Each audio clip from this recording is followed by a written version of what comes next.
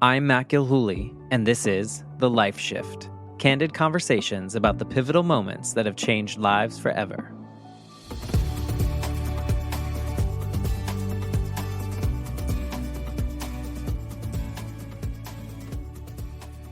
Hello, my friends. Welcome to day 13 of 30 days, 30 episodes on the Life Shift podcast. This is a bonus series in which I am challenging myself in November 2024 to do 30 days in a row of daily episodes. And I got a question the other day of like how many I have planned and do I pre-record anything like that? And my goal is actually to show up every single day and record on that day, edit and release it within like an hour or so from when I recorded it. So when you are listening to this, it probably already happened in the past, but just know that I had no idea about 20 minutes before I started recording this of what I was going to talk about. And I think that I'm on this kind of journey of, I said this to someone yesterday too, of like this, I can't describe the feelings that I'm having right now of this challenge and what I'm doing and the conversations that I am creating with myself, essentially using these prompts. And also on the production side of kind of like what it's doing. It's like this groundswell of some kind of emotion or feeling that feels like it's in a positive direction. And so hopefully I can put some words to that soon to really understand what this little experiment, if you will, is doing for me. So on day 13, again, I really don't have a prompt here on this other screen that I'm looking at. But earlier, I was listening to a former guest's podcast. Former guest is Jennifer Peterkin, and her podcast is The Human Experience. And so she does something super cool, and I just wish I could do this, but she travels the world, and I think she has kind of a job that she can work remotely, but she goes to all these different countries and states, and when she's in those places, she connects with her guests, and she has these conversations face to face with strangers in their homes or in their home countries or states or wherever they are. And I just think it's so fascinating, and you can see in all the episodes, like she has where that was recorded. And it's just a really cool concept and I love it. And she has similar conversations to what I do on the Life Shift podcast outside of this little bonus series. And so I was listening to one of her episodes from a few weeks ago, and she was talking to someone in England, and she was talking to them about the coaching work and the stuff that they do related to food and food addiction, if you will, maybe not food addiction, but like disordered eating and those kind of unhealthy relationships with food and why we do it, what we seek out and restrictive diets and all these kind of things. And so it had me really thinking, because towards the end of the episode, they started talking about how you naturally think about women and what they face as it relates to society standards and eating and all those kind of things. And so I thought, well, perhaps I can bring up a conversation that doesn't get talked about as much. And that is that guys also face this disordered eating disorders, body dysmorphia, all these issues that come along with it. And so for myself, since I was a kid, probably around 12 or 13, I have had a relationship with food, if you will. When I was about 12, I would say that I was maybe 25 pounds more than I am now at 40 something and about 6 or 7 inches shorter. And so I was heavier. I was quote unquote obese level, but I was a kid and I wasn't too active or anything like that. But it really came on one summer deep into my grieving process that I didn't know I was grieving, but it was kind of this internal thing. And what would happen is I lived with my dad, obviously, after my mom died, and I would fly home to Massachusetts and I would visit with my grandfather, and then I would go visit with my grandmother and then my other grandmother. And I would just kind of bounce around to everyone in my family and visit with them. And obviously it was all the fun and games, right, over summer.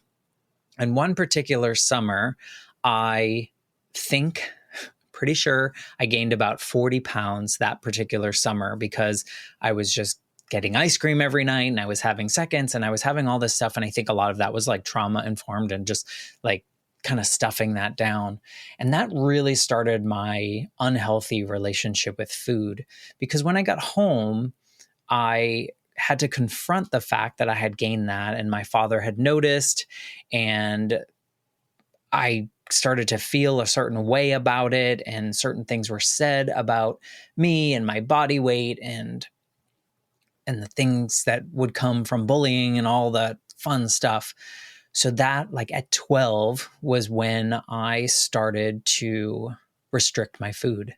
I went on Slim Fast, if anyone remembers that. I think it's still around. And I would like try my best to avoid eating as much as possible, and not necessarily starving myself, but really restricting things, and really started to count calories and count the things that I was eating and how much of it, and really pay attention to that. And then try to do like exercises at home that I could, and really started attaching myself to this body image and the struggles that I had to kind of find my way out of that. And that kind of went through all sorts of phases, in which there were periods in which I had lost a bunch of weight and I got a little taller. And so then I was a little thinner. And then I was like, oh, well, I'm going to go the other way, and I'm going to eat too much and I'm going to gain weight. And it was this back and forth, back and forth, back and forth, always with this looking in the mirror and seeing that 12-year-old who was overweight. And so it wasn't very healthy at all.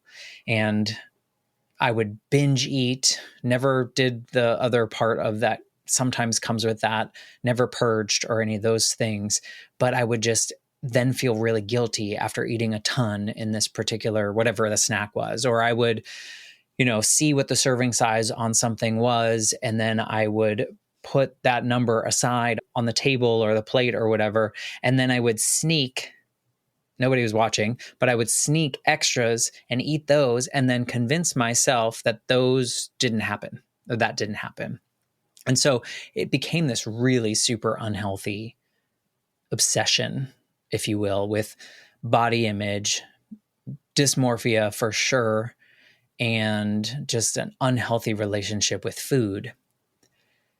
And then in my 30s, I was like, okay, this is enough. I just can't go this yo-yo unhealthy process. Like, I wasn't lifting and I wasn't doing these things to be healthy.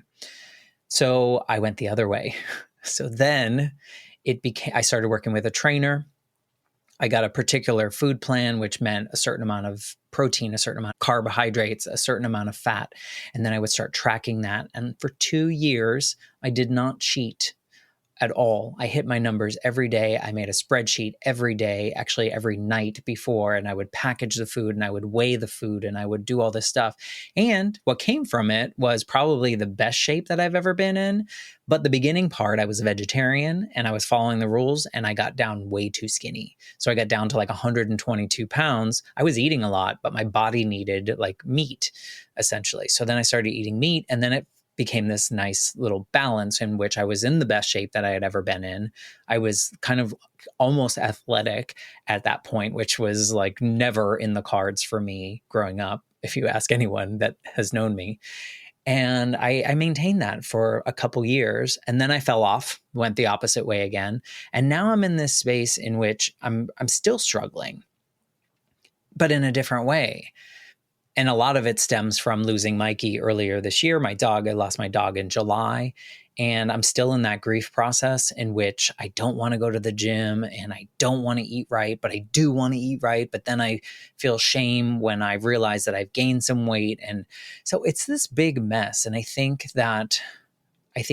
growing up, I couldn't tell anyone that I was struggling so much. And even into my 20s and 30s, I couldn't really tell people that like I had these particular thoughts about my body or the way that I looked or any of those kind of things, because I guess it felt like society was like, no, that is not a guy issue.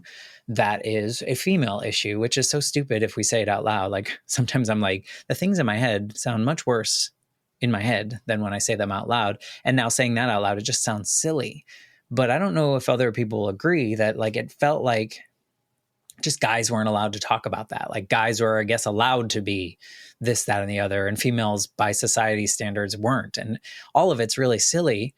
And I think the more we can talk about it, the more maybe we can find this normalization of how we can find a healthy relationship with food, how we can find a healthy relationship with exercise.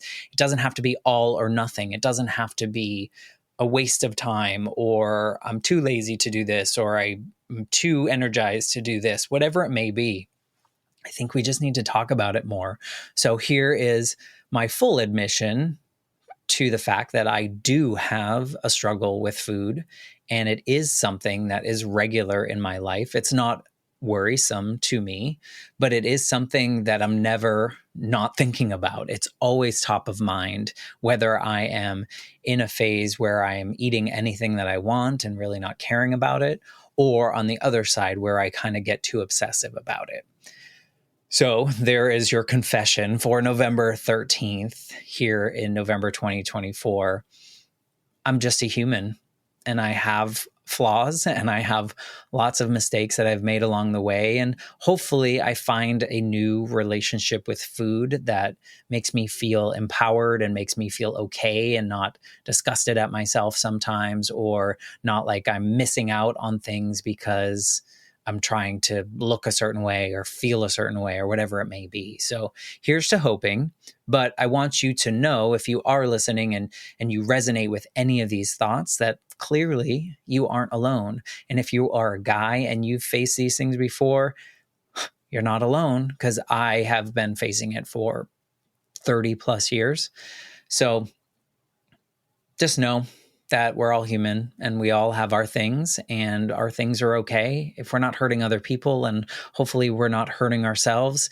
I think when we have the awareness and we're thinking about it, we are in a better space than ignoring it and pretending it doesn't exist. So if you need to reach out, connect with me, talk about anything, please do that. I would welcome that. And hopefully this wasn't too depressing, but I do want to say thank you to Jennifer Peterkin for bringing this up with her guest on her podcast and talking about it so openly, and also inviting me into the conversation via these particular daily episodes. So that being said, this is the end of day 13. Don't judge me too hard, and I will be back tomorrow for day 14. Take care, friends.